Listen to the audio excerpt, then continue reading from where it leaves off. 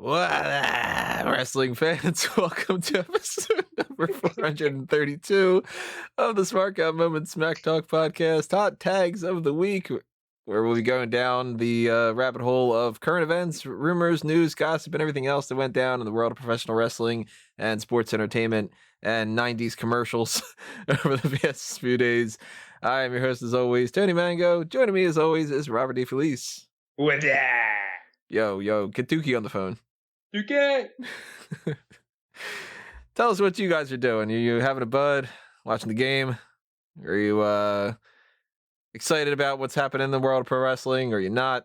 All that other kind of stuff. Drop a comment below. Tell us what's up. If you can't tell us what's up in the comments, because there is no comments, because you're on Spotify or Stitcher or iTunes or Google Play or TuneIn or Podbean or I don't know, whatever those things are, then leave us a star rating, hopefully a good one, and then hop on over to YouTube. While you're there, ring that little notification bell, hit that like button on that video, and subscribe to the channel if you haven't done that already. But yeah, tell us what you think about all these hot tags and more, and we will just start things off with the oldest thing that I've got written down here, a trademark thing. Woo, the most exciting things in the world to talk about. WWE has filed trademarks for LRLR, left, right, and left, right. Now, Well, obviously, clearly, these are plays off of up, down, down. so if you've been watching, Tyler Breeze has been hosting his own thing that's just called Left, Right. Because, Woods is up, down, down. Makes sense. But why are they not trademarking BA Select Start? Because somebody's got to do a show, like, I don't know, Big E has to do BA, and then, Rollins will do Start Select, and look, trademark it all. Big E's going to do it for the kids, though. Oh, he totally does it for the kids. Yeah, this is just one of those trademarks. I don't know. We talk about trademarks a lot. There's really not much discussion to go on there. But if you prefer diagonals and analog sticks and all the other kind of stuff like that, drop a comment below. Scott Steiner suffered a heart attack of sorts at the most recent Impact Wrestling tapings. You have been following this story a lot more than I have. So what's the in and out of this whole thing? What are all the details about? So essentially, Scott Steiner was recording some pre-tapes. As you know, TNA is coming back for One Night Only on April 3rd at the Ritz in Ybor. And he got a promo, and the promo, by the way, is fantastic. He's just like, yeah, and I was the reason all the TNA came to TNA. You know what I'm talking about? Tits and ass. And he's just like, he does that, and then all of a sudden, like, I guess he collapsed and was unresponsive for quite a while. And as it turned out, he's okay. He had a heart procedure, and things are looking up for Big Papa Pump, but it was really grim there for a minute, and it was scary. Yeah, you had sent in our group chat just a picture of him and said, this guy better kick out. Because I thought you were watching like an Impact thing and that he was about to win like the title or something like that. I'm like, wait, what? I'll break it down for you because like I do a thing called the Fight Size update on Fightful, and I get done with that article after SmackDown, and I'm playing a game. I'm playing some Rocket League. I'm like, it's 12 o'clock. It's Friday. Nothing's gonna happen. I get out. And I get a message from Sean that says, you gotta get this up. Scott Steiner collapsed and is unresponsive, and I'm like, what? Like it was just one of those things that like hit me in the gut because like that's Scott Steiner.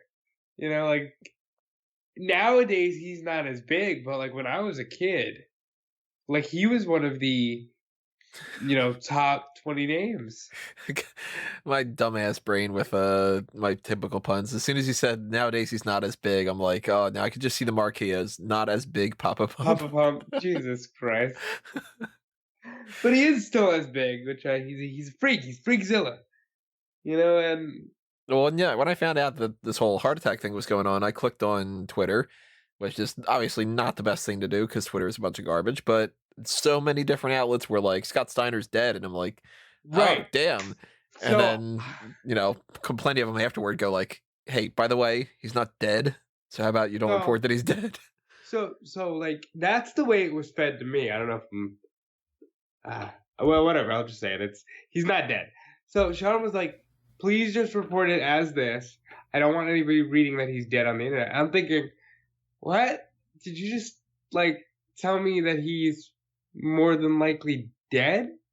And I'm just like, it was one of those things of like, this isn't happening. And thankfully, he pulled out. Jesus, he kicked out. He he's fine. Pulled out TNA. There you go.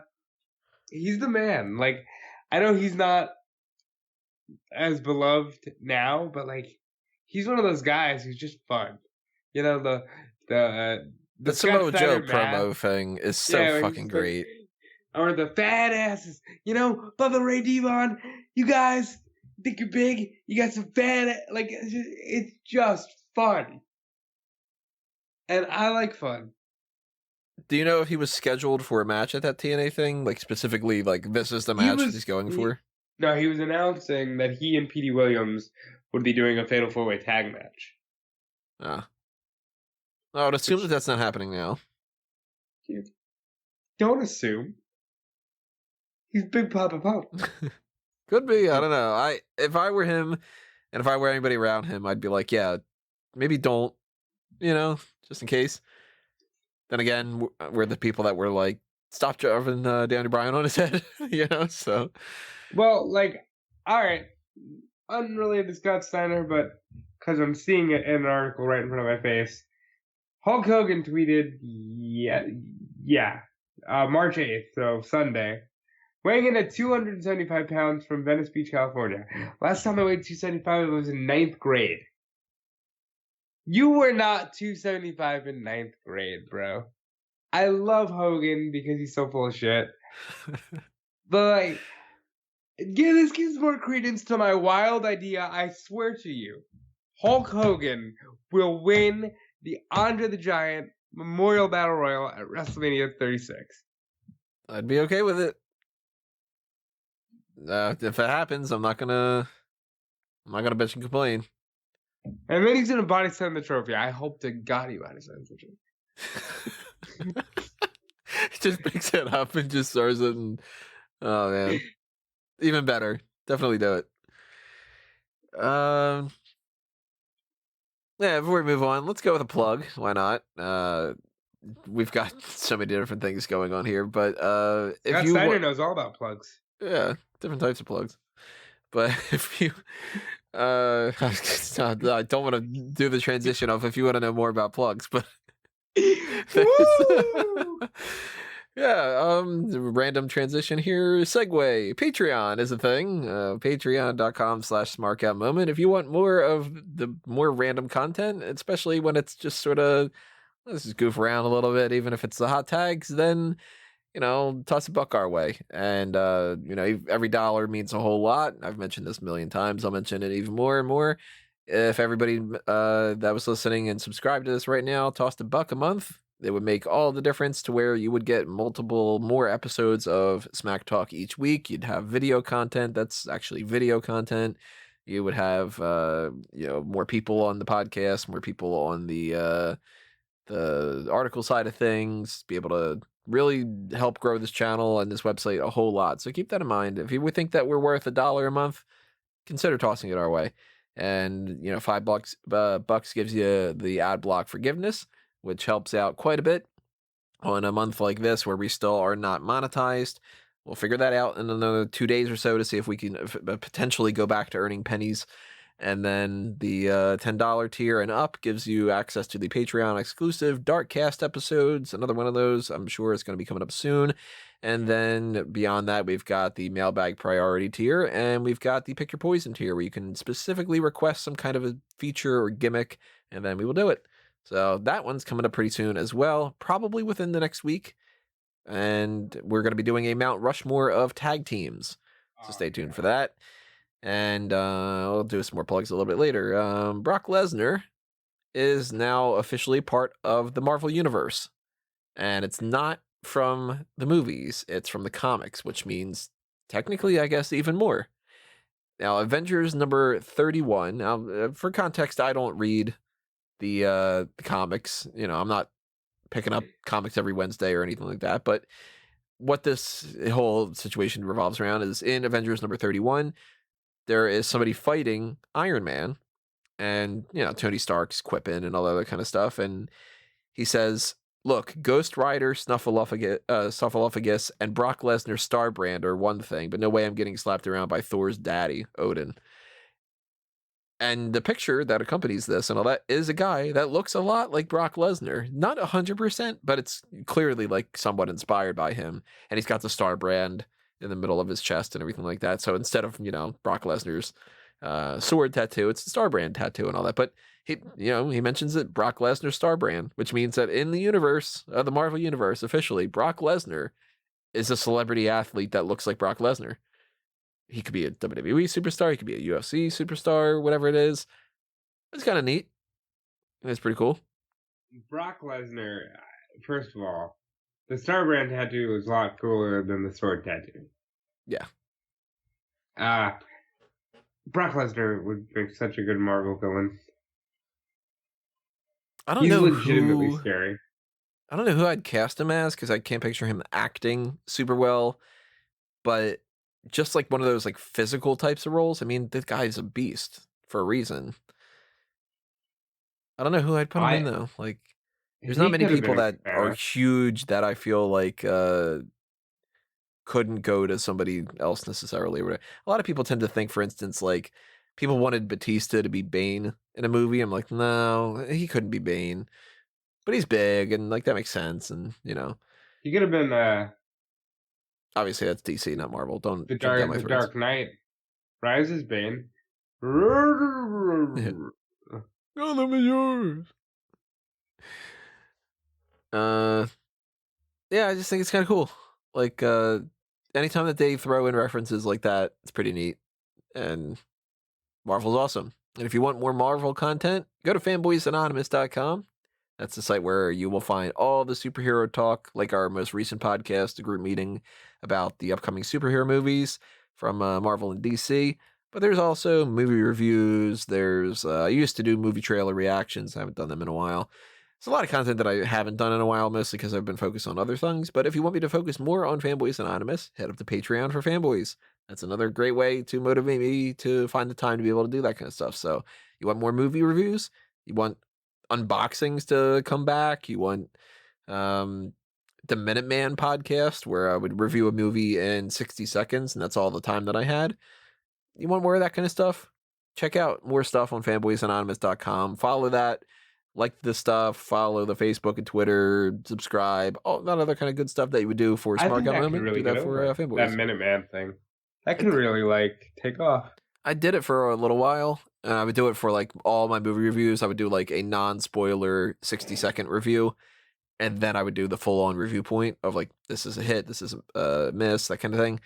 And then eventually I'm like, you know what? Why am I reviewing the same movie on two separate videos and all that? I'll just do spoiler-free at the beginning and then, you know. But yeah, I'd like to do more of the Minuteman thing. Because it was fun to kind of have to be like, okay, let me do all the things I want to talk about and just go, okay, this is what I think about this, is what I like, that kind of thing. And I usually only tried to do it in one take too. So yeah, you know, if you're a fan of that idea and you want to see more of that, show more love to Fanboys Anonymous. I have a project for you. I want you to reach out to the good old folks at Blue Chew so we can make more Minutemen puns about penises. Just do a Blue Chew promo in 60 seconds and figure it out that way. And then you do. And if you don't want to just last 60 seconds, buy some Blue Chew. We got a couple shows to review here. We got the FCW Story, which is it's a future WWE, the FCW Story, that's official title. We've got Ruthless Aggression, episode 5, Civil War, Raw versus SmackDown, and we also have the review of this past episode of Monday Night Raw that just happened a little bit ago. And the Brock Lesnar episode. Did we not cover that? I don't think we covered that. That was last week. I don't remember. Brock, I'll say it, just because can't say enough good things about Brock Lesnar in 2002.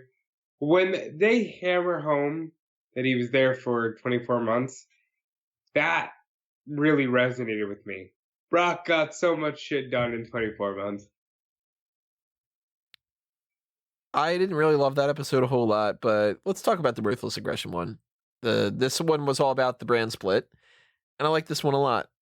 Now, I've liked most of these episodes. The Brock Lesnar one and all that, like, there's been some that are not as good, but I really liked this whole brand split one. I like that they dive into some of the stuff that, I mean, it's pretty self-explanatory and they've gone over it in other ways in the past, but, like, I like that they were talking more about, you know, for instance, like, Paul Heyman tossing some people out there as far as, like, you know, this person's like the best person. You got to be able to like. I'll throw The myself on the Un-American. grenade to trade the Un-Americans over, and I guess I'll do that for this person for a trade. Like you know, like I love that kind of stuff. This was the trade that unfolded on TV. It was Jericho and the Un-Americans, which were Lance Storm, Christian, and Test, got traded for Benoit and Guerrero. And on the interview portion, he only mentions Guerrero for obvious reasons. But Brian Gewirtz almost does a Pritchard type impersonation of Heyman, where he's like, "My good sir, I will trade the Un-Americans. They're the hottest act," which they never were, but they're the hottest act in wrestling. I'll trade them to you for Eddie Guerrero. And it's like, yeah, I could see people laughing because at the time Guerrero wasn't, you know, a guy, but that ended up being one of the best trades in the history of wrestling. Like Guerrero on SmackDown gave us Guerrero versus Edge, which gave us Latino Heat, which gave us, you know, Light Cheat Steel, and eventually Eddie Guerrero as champion. And it's funny that Gewirtz says things like, "Okay, well, if you throw in Chris Jericho, like then we've got an idea going on," and that kind of thing. Because I can imagine that they would do this back and forth, and you know, he even mentions the idea that it's not like you just have a trade and then you just shake your hands and that's the end of it. You got to run it through Vince and everything. But like, I would love to see. I really wish that they would do it. They don't really do it. They do it every once in a while. They'll do like these little peeks behind the window. But I would love to just have like a special on the network of this is the full creative meeting on this one random day. And just have it. Like you don't even have to like pay an editor to like fancy it up. Just Like, have you mean like those cameras. videos, those like 8-hour videos of them setting up the Hell in a Cell? Well, that's Like, like just do, they have that like in the background, or like they'll speed them up and they'll do that kind of thing. I mean, like just have like on this special on the WWE network, this is the creative meeting when we figured out WrestleMania 35. And just have like all these like just I mean, like you said, like you don't have to pay people to cut it. You don't have to edit it. You don't have to put graphics on it, nothing weird. Just have the camera set up and just listen to everybody go like, all right, so quarter three is a little down. It seems like that people aren't really responding to any of the segments where so-and-so is the United States champion.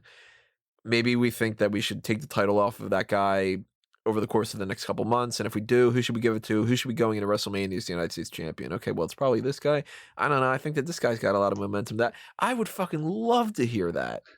yeah, that would be good content. I think I'd sit through all of that. I would totally sit through every minute of it. And even if I wouldn't even know some of the people, because like you don't know all the creative heads and stuff. And you know, it's not like it's Right. like just Vince and Triple H and all that. It's got, you know, this guy and this guy and this guy and this world I girl would and this love to whatever. know the random writers and know what is in their head.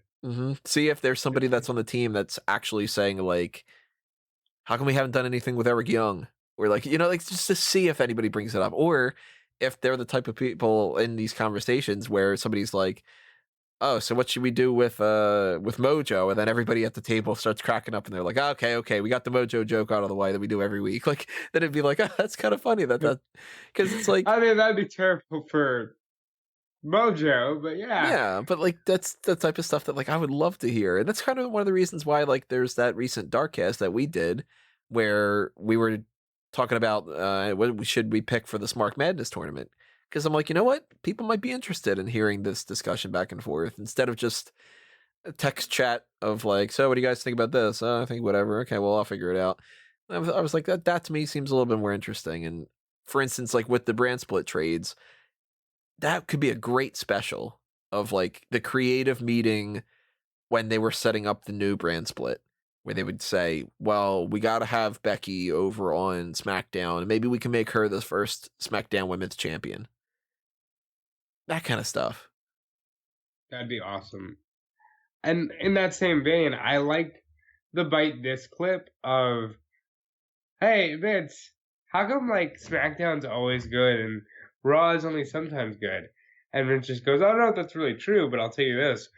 Sometimes Raw is great and sometimes it's really, really bad. Like, can you imagine Vince McMahon just publicly saying today, Monday Night Raw sucks? You know, be unheard of. No, now everything's all corporate speak, where instead of saying, I know that we've had some shitty episodes recently, it would be something like, brand strategies are projecting upward and there will be trends that change the dynamics of what, and you're Creative like, oh, content has hit a bit of a repetitive slump, but we have faith in the progression of the future and the progression of our developmental system. Like, yeah, I social get it. media engagement is strong, and fuck you. Just say like, oh, you haven't thought of any good ideas in a while. Let's try to think of that. Okay, cool. I wish that more companies would just do We're that gonna kind have to of wait stuff. 20 years. Like, if you look at where we're at right now, it's been 18 years since the Vince speech about the Ruthless aggression era. We're gonna have to wait like a good 15, 20 years for somebody to go, man, 2020 was such a mess. We had that Saudi Arabia deal, and we were just calling people up just to make things look cool on paper.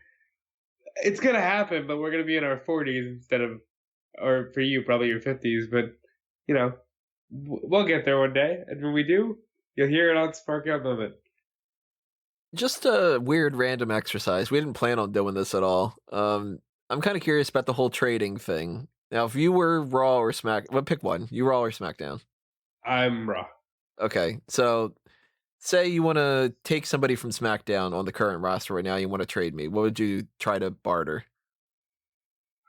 If I'm on Raw, Yeah, you're trying to get somebody from SmackDown and giving somebody up. I want Cesaro, and I will give you Riddick Moss, Cedric Alexander, and Sarah Logan. I ain't taking that deal. All right, well, fuck. Make me a deal. All right, fine. You really want Cesaro? Yeah. You give me. Let me look at this roster a little bit. I'd take Cesaro if you give me Andrade and Zelina.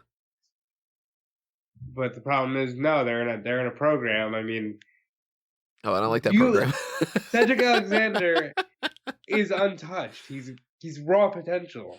How can you not want to take Cedric Alexander from me? I need Cesaro for a program with Rey Mysterio. Oh, the more reason why you shouldn't have Andrade anymore, because Andrade's Andrade's my champion, and if I get rid of Zelina, I have to reshuffle Angel Garza. I can't do that. Okay. So you really want Cesaro? Give me.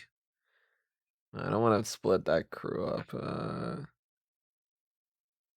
Don't want to choose tag teams. You might have to give me somebody like a Ricochet then.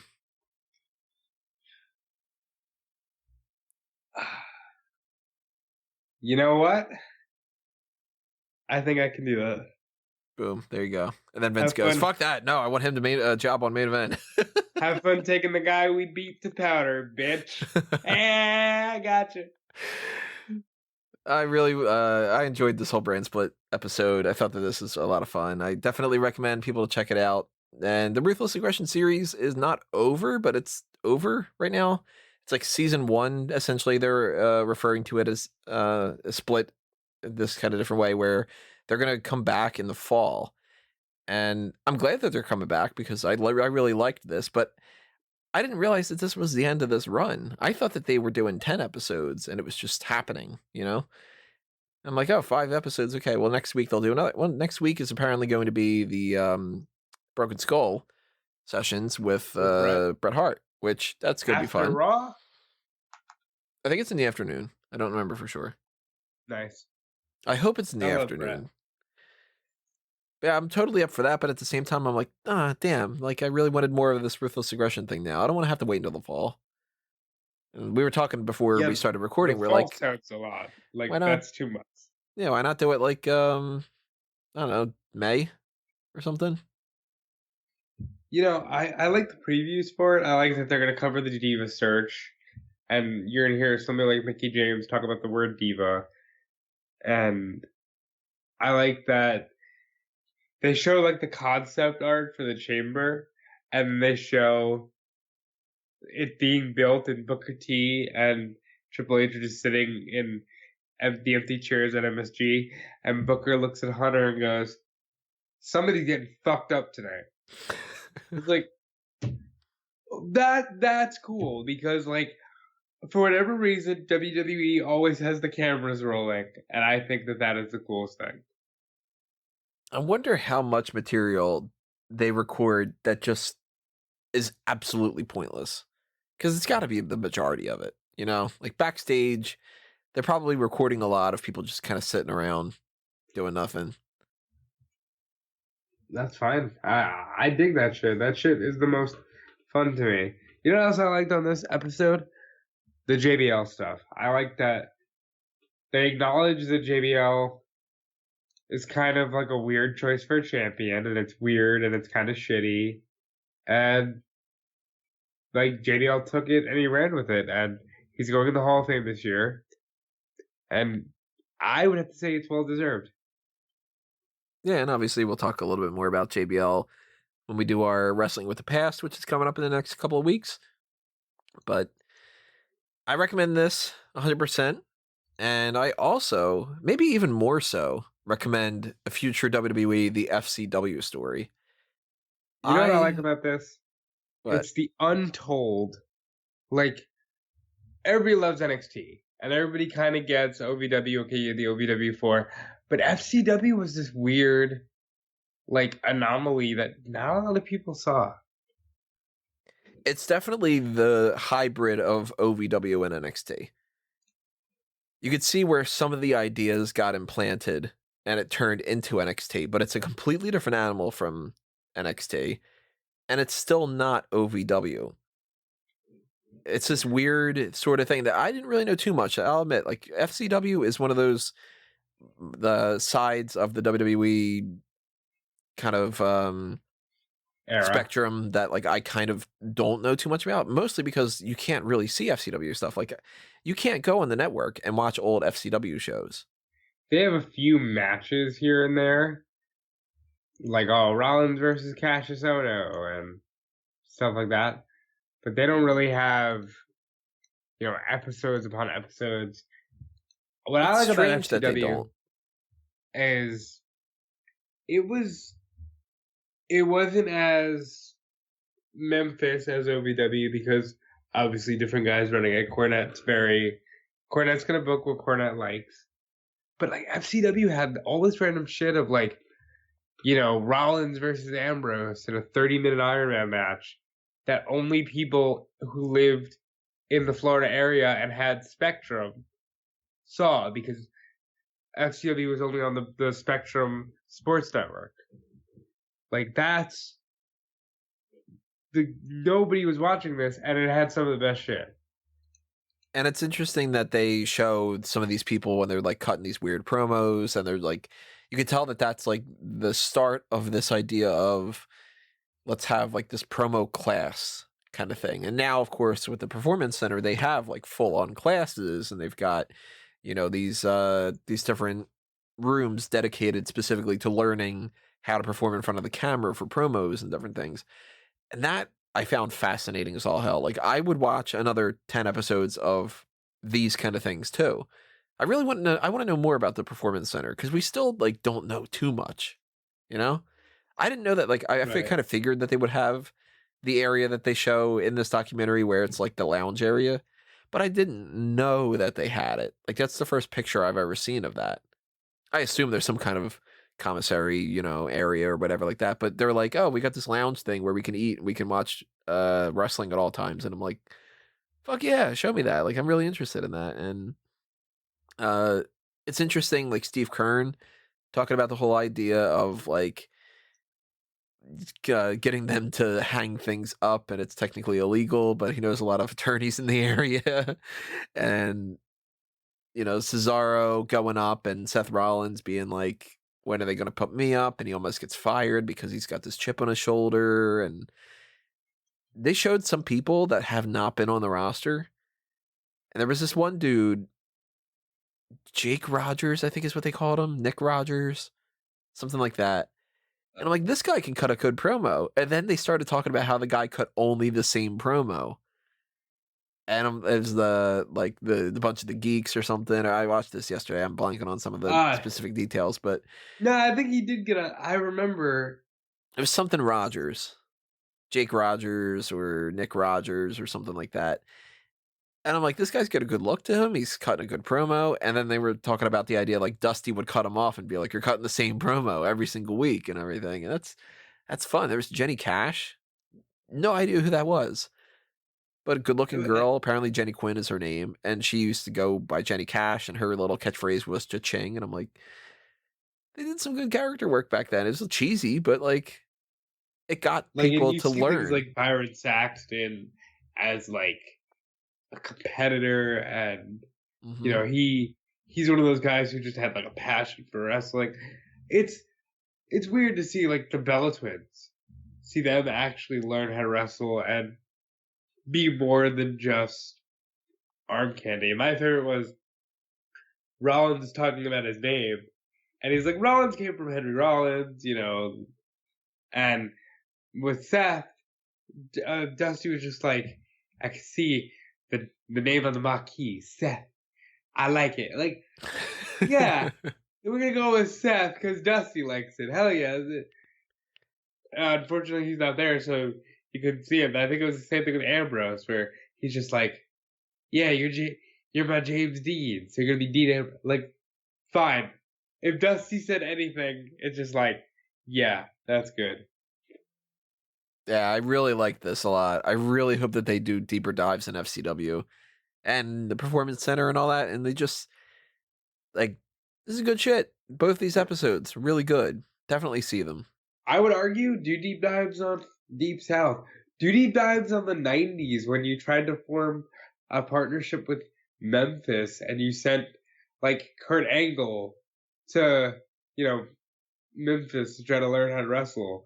Or, like, talk about that one random time where they were going to send The Rock and Triple H to ECW. Like, imagine that, hearing that today. I'd love a documentary about the power plant from WCW. Absolutely. That'd be great. And just talk about the people that came through, because, like, in this FCW one, they're talking about, like, well, we got Billy Kidman. Like, he can come in. Norman Smiley, he can come in.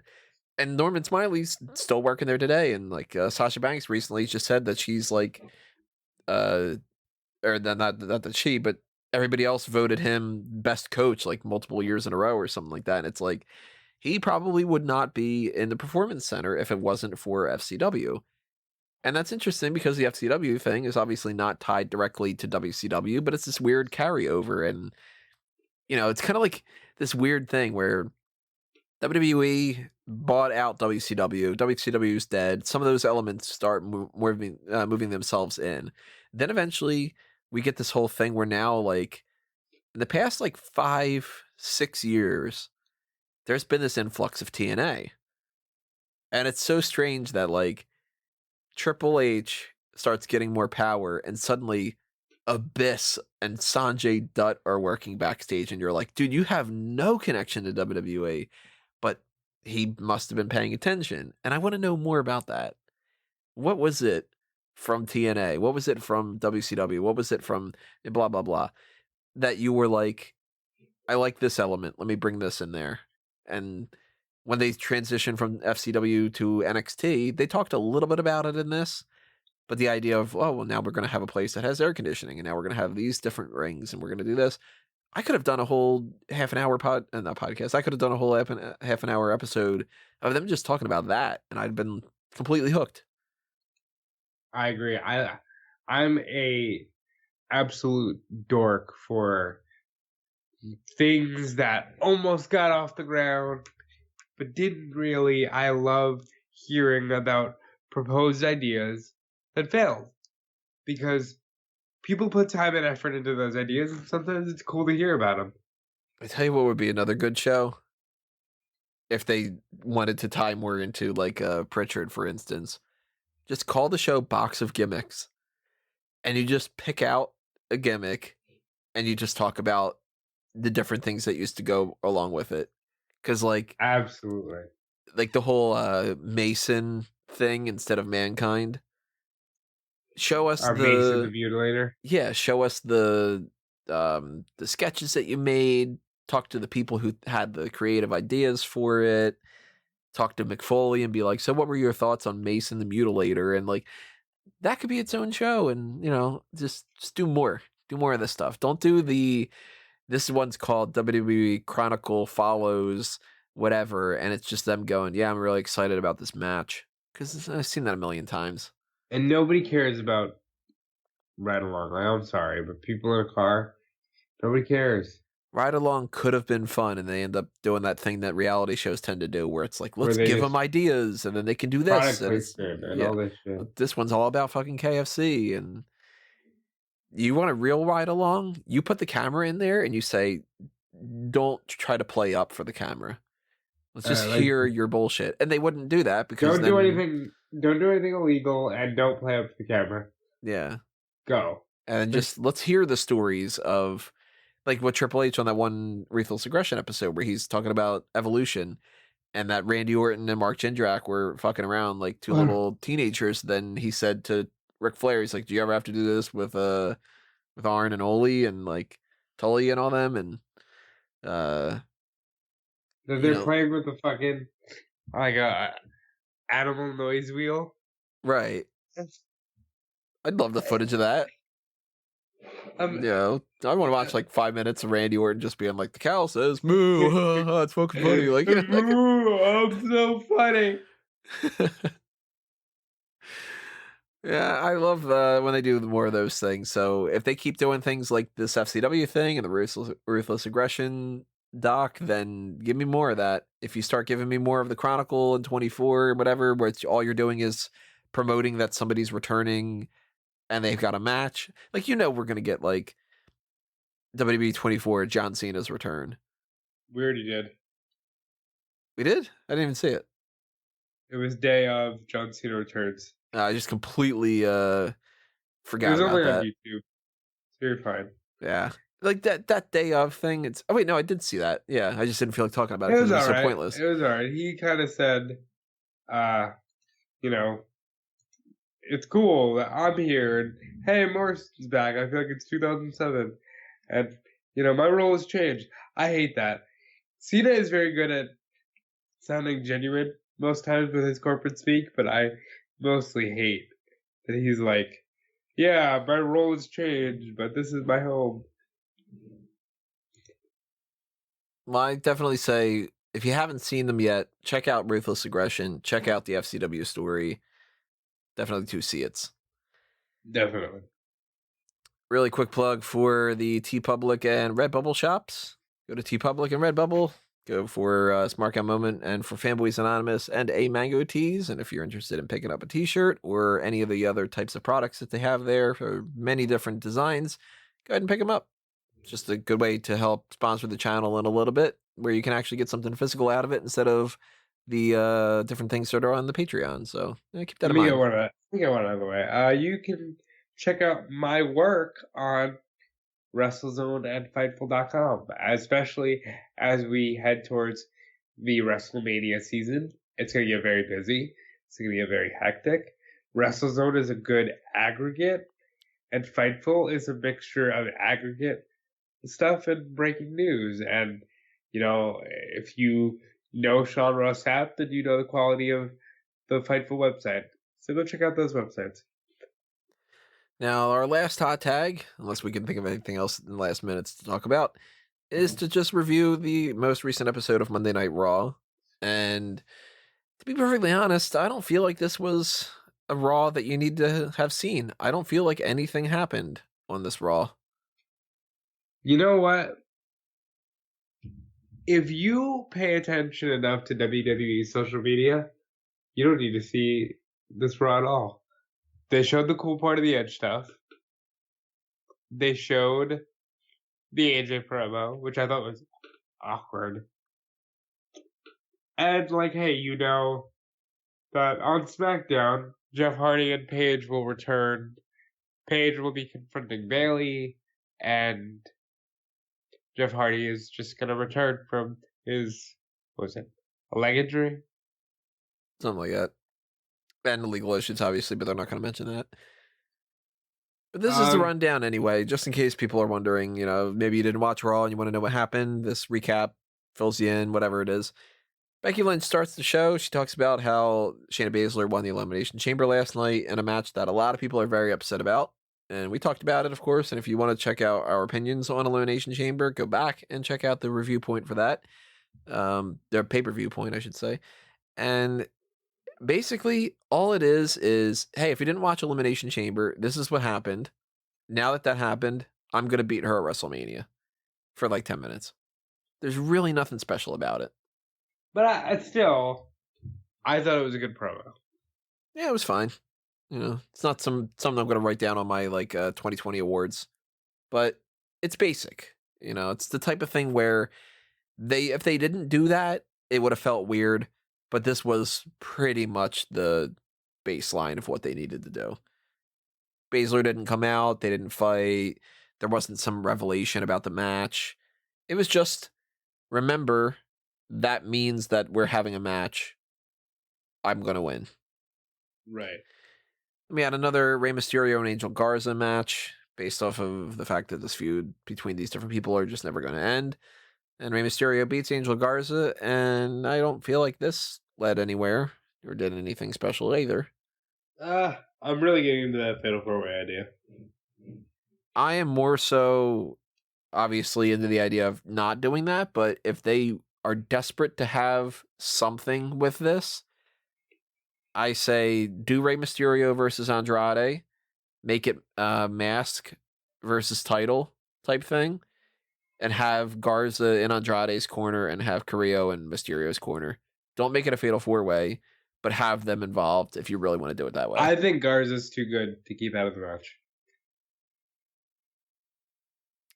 I just don't want that Fatal 4-Way happening. That especially if Carrillo comes out on top. But at least if you made it mask and title, I feel like it's got a little bit of a gimmick to it then, you know? Right. Now, there's no indication about that at all, but especially not on this episode of Raw. It's just that Mysterio beat Garza. And, hey, it's a thing. It ate up some time. Garza's awesome. Rey Mysterio's been doing some good stuff, but it doesn't matter. We had a segment backstage from earlier where Seth Rollins and AOP and Murphy jumped Kevin Owens. And a nice little touch where Rollins eating popcorn, he offers it to Owens. And Owens chucks his luggage. And I'm like, oh, cool. I liked it. It's fine. You know, popcorn didn't look as good as it did last night. Nah, different arena, different popcorn. Then we had that Rhea Ripley video that we've seen before. Charlotte Flair comes out, cuts a promo about Rhea Ripley. Rhea Ripley comes out, starts to talk, and Flair shuts her up. But then Ripley punches her. Again, and Charlotte is surprised. My favorite is Charlotte is surprised that in a confrontational business, yeah, she was punched in the face. Didn't like this segment. I don't think it did anything more for Ripley. I don't feel like it did anything for Charlotte. I feel like it's a waste of time since I've already seen the video package and it's nothing new. I don't want to be right about this match. I want this to be a barn burner and be great for NXT and great for Rhea Ripley. But I'm struggling here. It feels like there's a forced nature to this. Am I wrong? I don't know if I'd say it's a forced nature. I just feel like they are doing the same thing they're doing with a lot of other things, where it's like, on paper, this looks really good, and that's all we care about. And let's do the bare minimum to get it to that point. And that's what this was. This was bare minimum. Charlotte comes out, says, I'm going to beat Rhea Ripley, and Ripley goes, fuck you, eat this knuckle sandwich. It's not like they took it in an interesting direction. There's nothing new about it. So I'm not, until they do something to make me more excited about it, the only thing I can get to is the excitement level that I had from the first initial thought that they might have that match. It can't go past that. It can only keep going down. You know what I mean? Right. Like, I'll put it this way. This is a weird analogy, I understand, but like, for anybody who has tracked the Sonic the Hedgehog movie, at first they go, we're doing a Sonic the Hedgehog movie, and I go, really? I don't know how you're going to pull that off, but I'm interested. And then they show the poster, and I go, oh, crap. And my thoughts go down. And then they show the trailer, and I go, oh, that looks bad. And my thoughts go down. And then they go, well, we're taking some time to fix things up. And I go, maybe that's going to be a little bit better. And then they show the picture of the redone design, and I go, they took it in the right direction. Now my thoughts are going up. And then they showed the second trailer, and it was, okay, this looks like it might actually work. And then we're back to the level of, I actually kind of want to see this movie. It went down, and then it went up.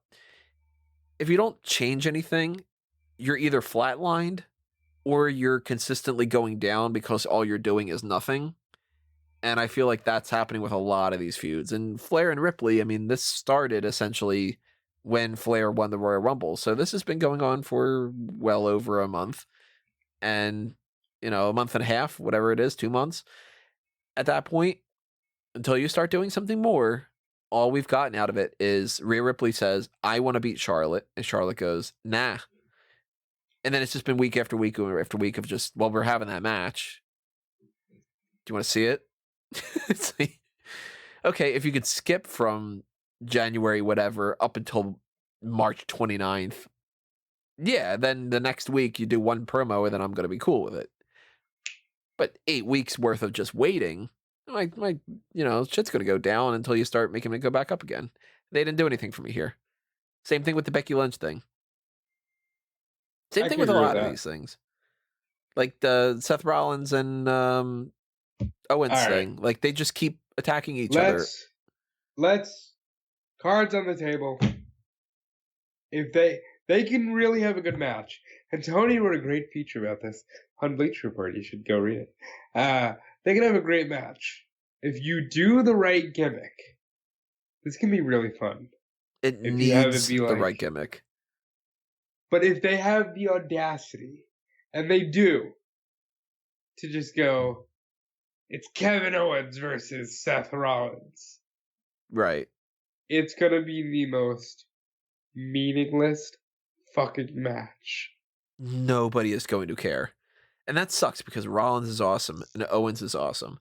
And nobody's going to care because they're going to know that it's nothing but a meaningless mid-card match that goes nowhere and is for nothing and has no hook to it. And again, check out the post on Bleacher Report that I wrote a week or so ago, where it's like, hey, I don't like throwing gimmicks on everything, but realistically, if you said this is Rollins versus Owens in a standard singles match, who's going to be more excited about that than this is Owens versus Rollins in Hell in a Cell? If you are playing for, on paper, this looks interesting and people want to pay attention to it, you throw that gimmick on it, people are going to be more interested. There's no argument that you can tell me otherwise. So that's a little strange that they do these kind of things, and that's over the course of the next couple weeks. Hopefully they pick up the pace a little bit. Bobby Lashley popped up. He beat Zack Ryder. They didn't do anything with the whole Zack Ryder and Kurt Hawkins following up with Orton. I have no idea why they didn't. It's staring him right in the face. And we haven't been doing anything with this Lana stuff because it's stupid and whatever, but they did acknowledge it. They're like, Lana's not here because she's filming a movie, but here we have Bobby Lashley beating Zack Ryder for some reason. Did anybody care? I doubt it. Yeah, and there's nothing to say here. Like, they put Bobby Lashley on the show so you wouldn't forget about him. Yep. And they wanted him to beat somebody, and they said, you. backstage. Because at the end of the day, and I've been using this phrase a lot, eventually you're going to have to do Backlash or Stomping Grounds. I think they took out Stomping Grounds and put Backlash in, right? Right. So eventually you're going to have to do Backlash. And eventually you're going to need Bobby Lashley against Drew McIntyre, Aleister Black, whoever. Because at some point, you're not going to have Goldberg to walk up to and say, I'm next. And you got a match that you can market just because, hey, isn't that cool? And it's not like Bobby Lashley's going to do anything all that impressive right now, but they're just, like you said, hey, remember Bobby Lashley? That's it. Maybe he'll be the guy Hogan eliminates to win the Andre. Maybe. We had Rollins and Murphy knock on Aleister Black's door. They said, you want to join our group? And he said, nope, you want to fight? And they went, all right. So then we got that for later on. Drew McIntyre then beat Eric Rowan by pinfall. And the noteworthy thing about this is they've killed off the whole cage thing. They did it by having McIntyre, quote unquote, smash the cage with the ring steps. And it's weird. Let's put it this way. Because number one, clearly wasn't a cage. I mean, you could see cardboard sticking out after he did it. So that was kind of shittily done. Number two, why are you killing the animal?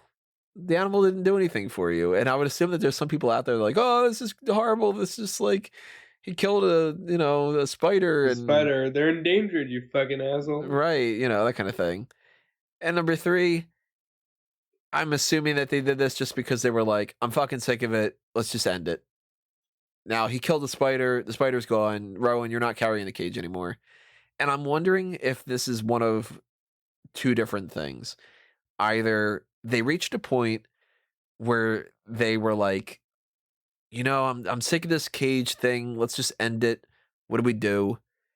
And Vince was like, I don't know, fucking spider. Let's see if it gets over. And people made fun of it. And then they went, all right, let's kill the spider then.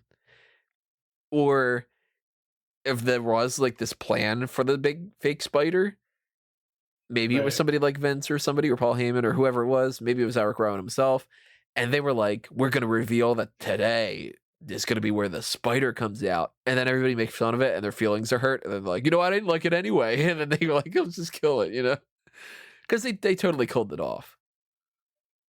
I got the vibe that they were building towards something because they like Rowan. They clearly like Rowan because if you look at Rowan, he went from being Daniel Bryan's hired gun to a guy who tried to murder your top star in Roman Reigns to a guy who beat Roman Reigns on pay-per-view. Like, they clearly like Rowan. They wanted to do this cool thing where it's like, he's mysterious. What's he got in that cage? Maybe, I think as Callum said, he's growing a wrestler. And then they said, what do we do? Fuck it, I'm sick of it. Okay, but we gotta kill it somehow. Have No Way Jose ask, and it'll be a spider, and it'll scare off the extras. Okay. Wow, you did all that for a spider? That was clearly a drone and with some fur attached?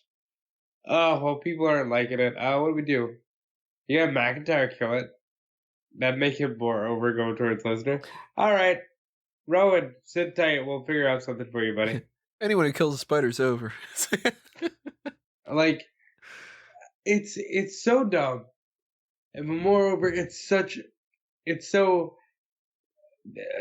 I don't know the word I'm looking for, but it very much shows the topsy-turvy, almost like childlike nature of decision making in WWE. I want it. Here you go. I hate it. Kill it. It's such an asinine thing to do too. Like, let's set up this idea and have no plan for it, and then eventually be like, how about that? And then get rid of it anymore. This isn't fun. Like, it's, you know what it is? Holy shit. It's the mystery box thing from J.J. Abrams. It's that whole like, oh, I love setting things up. And then you go, yeah, but what do you do with it? And you go, I don't know. That's somebody else's problem. And then eventually you get to the point where you have to do it and you go, I'm tired of this. And if you don't like it anymore, then it's not my fault that it didn't work out. And, But it is. It is your job. but I am curious if there is, like, if there was legitimately just no plan whatsoever and they just at the last minute were like, fuck it, I don't know, it's a spider. And then they were like, let's just kill it because nobody liked it. Or if there was like somebody backstage, like even if it's just one of the writers or something, but if there's one person who's like pitching this idea and they're just kind of like, it should be a giant spider. That's going to be so good. And then when it comes over and everybody laughs at it, they're just kind of like, I didn't mean it as like a good thing. I didn't like it either. I thought it sucked from the beginning, guys. I think you should even kill it. And then they just like cry in the background. It's like, nobody likes my giant spider idea. I will Yeah, remember you. You know how like people do that, especially like middle school type kids, where it'll be like they get really invested in something, you point out that it's stupid, and they're like, I didn't like it at all. Like, or you know what another good analogy for is people on dating websites. Especially it seems like apparently from all my girlfriends that they get this whole thing where like a guy will be like, hey, like what's up? Like you're super hot. And they'll go, I'm not interested. And they're like, fuck you, you fat pig. I didn't like you anyway. And you're like, Well, that's a thing, which is exactly what happens here. just try to prevent your feelings from getting hurt. And it's like, fine, why don't we have like McIntyre kill the spider? Nobody likes the spider. I didn't even like the spider. And Or like those memes. You show Bob and Vagine. No. Fuck you, bitch. Like, what? right. Like, that's exactly what you're doing here. I'm really glad that Eric Rowan didn't have Bob's and Vagine in the the cage. But it's funny because it's just like, if you look at this episode of Raw, probably the most noteworthy thing about it that I can say is Drew McIntyre pretended to kill a fake spider. One of those sentences that you have to write out and it makes you question your life choices. Yeah, every so often, it's been almost like once every other week I've had one of those for the past couple of months. And one of them that really hit me a lot was when I was typing out Santa Claus won the 24/7 championship. It was just like, God damn it, what was my job? And I think I had one of those when Rowan tried to kill Roman. I was like, yeah, he tried to hit him with a car. And he tried to like shove a loading crate onto him. It's like it's very wrestling is super fucking weird at times. It's so strange. Who was one of the best bad guys of last year? The guy who wants to save the environment. Yeah, like there's this one guy who's like mad that a fat guy tried to give him ham because he didn't eat ham. But he's a bad guy. Tune into SmackDown. You'll figure out what happens when somebody stands another person up on the Valentine's Day date. What? Why would I watch the episode for that? Oh, because it's the most intriguing storyline that they have going into the biggest show of the year, other than Randy Orton and Edge. It's just one of those things. And then we can bring up Randy Orton and Edge. Well, before that, we had a couple other things. So we had Kabuki Warriors came out, and I don't know what the hell they said because they were speaking Japanese. I don't speak Japanese. Asuka said easy peasy. She said it is easy peasy, lemon squeezy. She called out Alexa Bliss a mean girl at one point. Nice. I know she said that she wants to fight somebody, and it seems like they're building more towards that idea of I want to fight Alexa Bliss and Nikki Cross, which I'm really hoping is not the case. Natalya and Liv Morgan come out. Eventually, Ruby Riott comes out. Eventually, Sarah Logan comes out. Eventually, Liv Morgan says, oh, the hell with the fact that I'm wrestling a match. And she just jumps on to the Riott Squad. And Natalya loses by a pinfall, which was just a thing. Like, it really... You've got only a couple weeks before WrestleMania. And if their idea is to do something with the Kabuki Warriors, and it's not involving these, it didn't really set it up. Because 10 seconds worth of her saying... hey, fuck you, Alexa Bliss, does not push that story. You know? I think it's Ruby, Sarah, and Liv in the Battle Royal. Natty, Beth, Kabuki's, Iconics, Nikki, and Alexa. Could be. I don't know how many people offhand do you think were in the 2 Battle Royals? They've done 2, right? Or has that been 3? They've done 2. Naomi won one in Carbell. Battle Royal. Let's see. Because I mean, they don't have like a set amount. It's not like the Royal Rumble where, we got to do around 30 of them.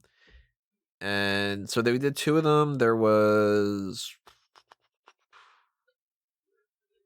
let's see, 1, 2, 3, 4, 5, 6, 7, 8, 9, 10, 11, 12, 13, 14, 15, 16, about like 22 or so, it seems, each year.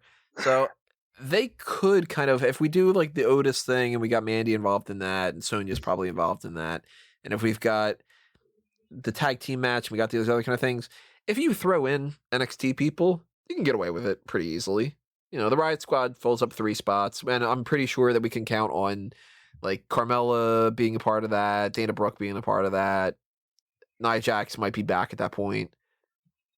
Actually, she might even win. I'd be down for that. But that all sort of depends on, are we getting that 6-pack challenge?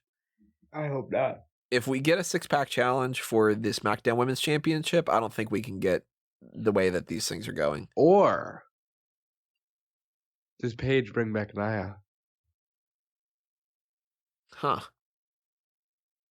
Yeah, for anybody who doesn't know, Paige is supposed to be popping up on SmackDown this week, and she's supposed to be, quote unquote, confronting Bayley about Bayley with the whole role model thing.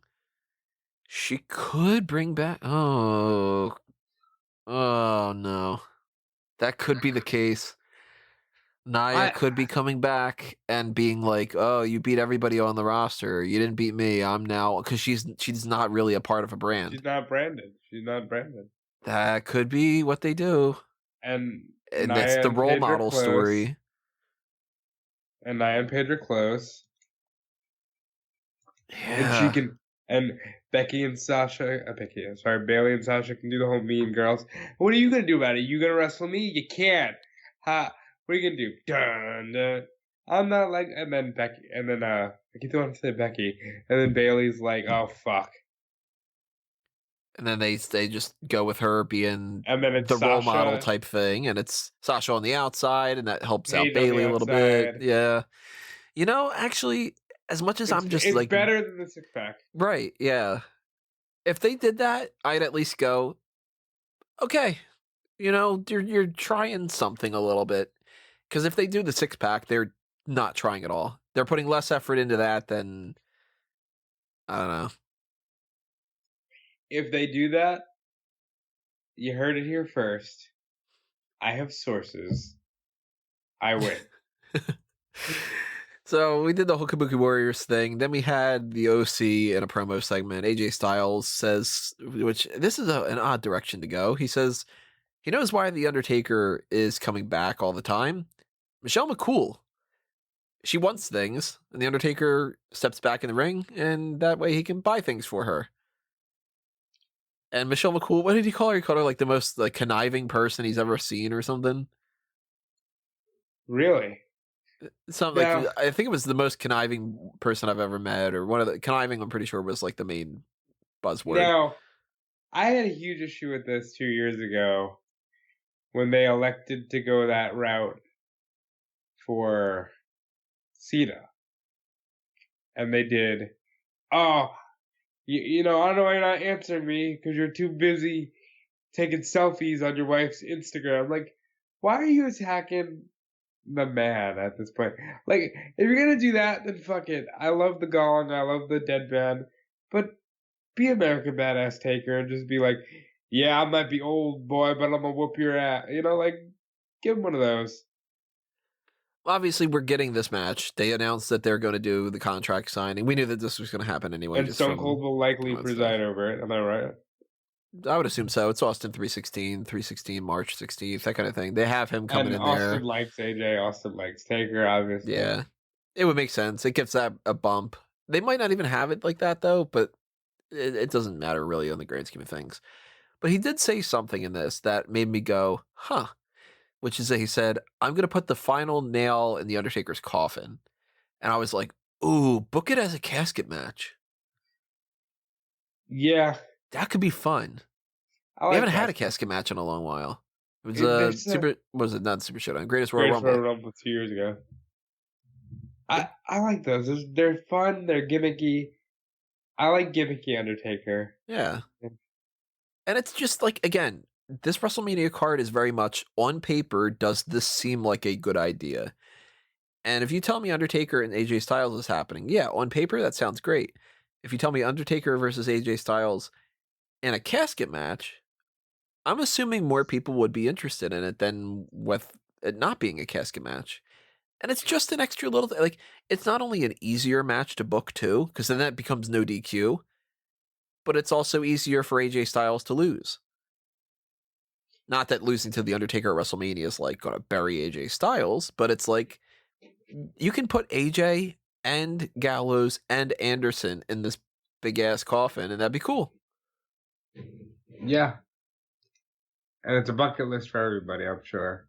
Yeah, I'm really hoping that's the case. Although that might have just been Undertaker phrasing, and that has nothing to do with it. But next week, again, too, if it ends up being that they do a contract signing, it ends up being like, oh, it's going to be a casket match. You heard that here first, too. Yeah, we have sources. Caskets R Us was talking to us, and they were like, yeah, we just sold a bunch of the Undertaker. Well, you know. Then we had a 24/7 championship match. Riddick Moss retained over Cedric Alexander. Nothing to it. But to do it. MVP was in the ring talking about how he wants to create a stable. And he wants to surround it around somebody like Edge. He thinks that he's got Edge. He's got something to offer Edge. Edge comes out, calls out Randy Orton. They get into a little scuffle. The end of it ends up being MVP eats 2 concertos. and Edge hits an RKO. Edge hits RKOs because, why not? I liked it. It's a little weird. I don't really know why MVP got involved, but It was weird for me. Like, all of a sudden you're looking around like, what year is it? yeah. Like, what are we watching? Like 2007 SmackDown? Like, it was very odd. But I just enjoy guys that can cut promos, and I think that's a huge thing that's missing today. And MVP knows what he's doing. The more MVP that they got doing these kind of things, I'm totally down for it. Eventually, they're going to come up with something, too. And Yeah, they're he going to might be actually like, start a stable. yeah, like he might just pick up some people like, Cedric Alexander. yeah, Cedric, maybe even Riddick Moss, if they want to do the whole thing with like him being like a star athlete type of thing or something. Mojo Rawley. Maybe Mojo, like just these people that they need a little bit of something extra. And MVP could just be like, look, I'm building a stable of people that are really talented and great athletes and that can't cut these great promos, but I'll be the promo guy for them. Totally cool with that. MVP's awesome, love but I'm it. like, so I like Love that. Then we had Aleister Black beat Seth Rollins by DQ. When Murphy got involved, Viking Raiders and Street Profits came out. They said, let's have an 8-man tag. The 8-man tag ends with Rollins, Murphy, and AOP. That stable still does not have a name, beating Street Profits and Viking Raiders. And Kevin Owens comes out, and Rollins puts him down with a stomp. So that was nothing different. Book a goddamn match and make it something worthwhile. I do not want to see another week go by where these two dudes are entangled in a thing and they don't at least say, we're going to WrestleMania. Well, you got at least another more week of that because the likelihood that they're going to do any of that on the next episode and cut right to the chase is very low. If anything, it'll be like, you know what? I will wrestle with you at WrestleMania. And we're also going to have a tag team match tonight. And then it'll just be 2 more tag team matches or something. How many weeks are we away? We're 4 weeks away from Mania, I think. Yep. So, You got yeah, 3 they'll Raws. just waste their time with that. It's just next week they announce an actual match, which probably doesn't have a gimmick to it. Even though Seth Rollins said he could even name the stipulation, but the stipulation more than likely would probably just be in a street fight. And then, 2 more weeks worth of we're gonna do a street fight of this, or you know what they'll do? It'll be like it's gonna be a street fight, and then like the week before Mania, it'll be like we're gonna get a little bit of a taste for this because the Viking Raiders are gonna fight AOP in a street fight, and then everybody will brawl. That kind of bullshit. But this is how they ended Raw, and I'm like, by the end of this episode, I'm like, what happened?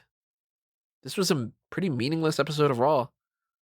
I still prefer it than to ending SmackDown with the random tag team gauntlet.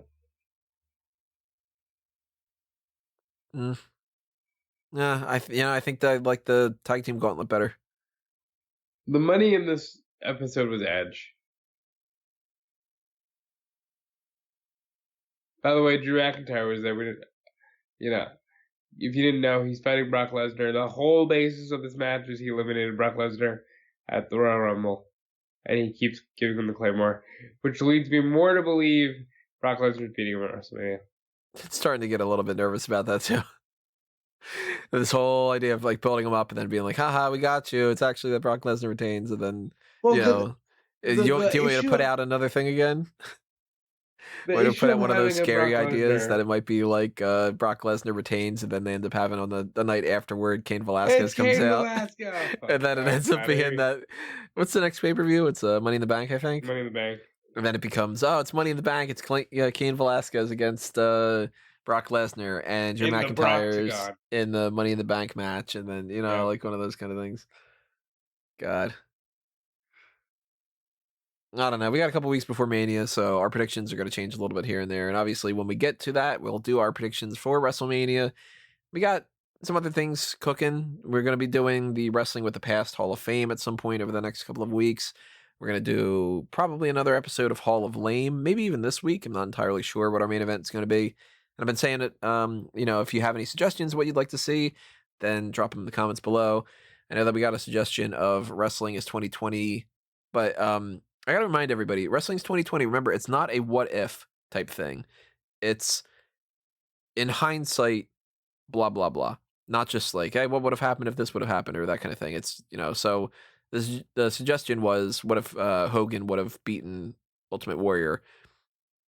It would have been more so in hindsight. Do you think it would have been better if Hogan would have? You want to beaten answer Warrior? that right now? I'll fucking tell you. What? Warrior is nothing. Warrior does not become the legend he is. Warrior only means anything because he beat Hogan. Yeah, that's kind of the case. But I'd like to do another Wrestling is 2020. I'd like to do a lot of different things. And we do have a blank week going on, at least right now. I mean, who knows? The news could be completely change things tomorrow or something, and then we go based off of that. But some of the options that we have on the table that people might be interested in, reminder, just toss them out there if you really are like, you haven't done that in a while, we want to see that. We've got Belderberry, which we haven't done in a couple of years. We've got Fan Outs Table that we could try to do something like that. We got going over, we should just be like some random type things. We can do another Hall of Lame. We can do Heel or Face, although I'm not really too much into the idea of doing that. We have a Mount Rushmore coming up as part of the Patreon, so I don't think that we're going to do a Mount Rushmore on top of that. We have one more match. We could debate that about somebody. We can do Play the Game, which we haven't done in a long time. And I'm kind of leaning towards possibly doing that just for something fun. The next Superstar Scores that we're going to do is going to be going back and redoing the ones in the past. So you might really want that. We could do another Time Machine Dream Team. We could pull out the top rope list. We can do Wrestling's 2020. And we could try to do something new. Could always do that too. But lots of options. Who knows what we're going to do? We're going to figure it out on probably tomorrow. And more than likely record that on Wednesday. In the meantime, we have the Smark Madness tournament going on, so make sure that you vote on that because I'm shutting the poll off in a couple hours after this is uploaded on YouTube and all the podcast feeds. And round 2 is going to be starting soon, so vote on who the best WWE superstar of the past decade was and get those votes in while you can. We will be tracking a bunch of different things over the course of the next couple of weeks and not doing a mailbag. So hit up the mailbag priority tier on Patreon if you want to take advantage of that before WrestleMania. But after Mania, we will do another mailbag and so on and so forth. So if you just want to keep paying attention to what we've got going on here, ring that little notification bell. Follow us on Facebook and Twitter at SmarkOutMoment. Check out SmarkOutMoment.com to be up to speed on not just the podcast stuff, but all the other content that's there. There's the weeklies. There's just random stuff that I might post up. Like I've been really wanting to do another tier list of something. And if I get the time, I'll do another tier list. And I got my Bleacher Report stuff. I got my e-wrestling news stuff. And I've got fanboys. So you start following the things under 8-Mango Tree and that'd be awesome. And I already threw out my plugs as far as my content. But if you'd like to follow me personally and continue the conversation, on Twitter and Instagram at DudeFelice. And yeah, keep on keeping on. Alrighty, everybody. Thank you for listening to this edition of the Hot Tags, and thank you for listening to all the things in the past you've listened to and all the things in the future. Thank you for all the support that you guys give us. It's all greatly appreciated, and we will see you next time. This has been another Smark Out moment, and we're being counted out.